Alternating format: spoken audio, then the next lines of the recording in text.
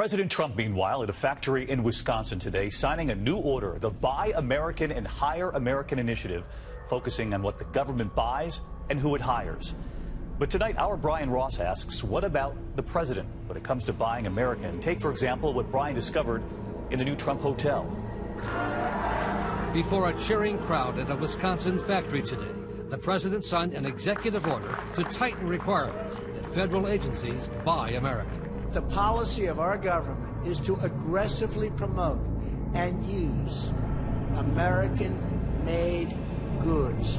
But it's a concept that Donald Trump, as a shrewd businessman, regularly ignored, including at his new crown jewel, the hotel he opened in Washington.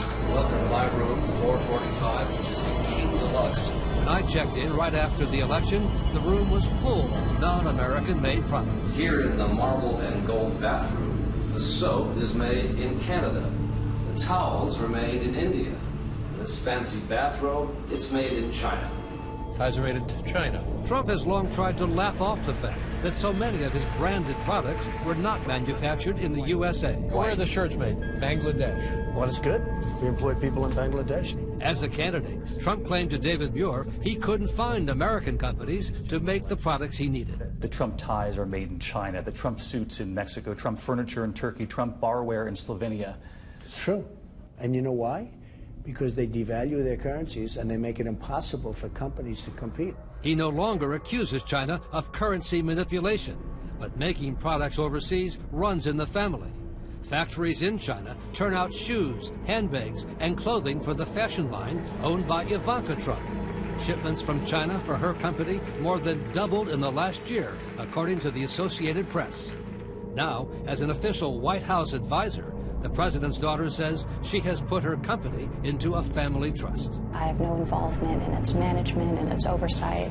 She also promised to step aside from any issue that could create conflict. But in her new role, the lines can become blurry. Just last week, on the same day she was at dinner with the Chinese president in Mar-a-Lago, the Chinese government granted her company 3 new trademarks to sell her products there.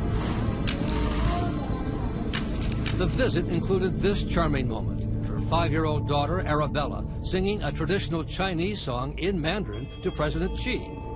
It was an encore performance of an earlier video that had already gone viral in China, posted by her mother and played more than 2 million times. Certainly not bad for the Ivanka Trump brand.